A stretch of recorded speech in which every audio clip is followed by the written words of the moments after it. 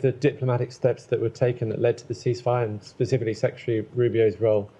What are some of the ongoing efforts to make sure the ceasefire sticks? And then a separate but related question. The President spoke this morning about the great trading potential with Iran.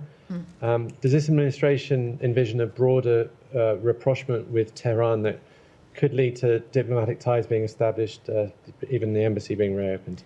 Well, on both those issues, I can't speak directly to them, but I can say a few things in that certainly I wasn't there. The Secretary of State was in a dynamic with the President that is a private dynamic as that team was addressing a war and the nature of how to stop it. So I can't speak to how that transpired or the decisions that were made, but obviously a successful evening, successful aftermath when it comes also to a very quick ceasefire.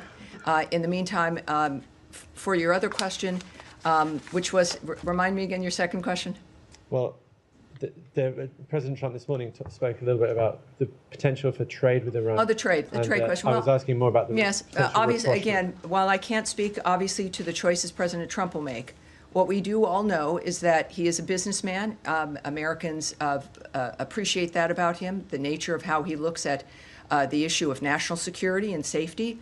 And he has in the past addressed the issue of relationships with this country, keep other nations secure, that we are a good friend to have, that a friendship with the United States assists and helps facilitate the natural national security of another nation. So I look at that and his approach in certain things, and that's been certainly his attitude about it, and it seems to be a correct one. It's one I agree with. So I think we'll see that if that in fact is the case here, and we'll find out. All right. Yes, ma'am. Tammy, is there any sort of monitoring mechanism for the ceasefire if it continues to hold? Will there be a third party that is making sure that both sides are adhering to this ceasefire? Well, as the State Department, I can't really speak to that. I think that's a DOD question and certainly a White House question.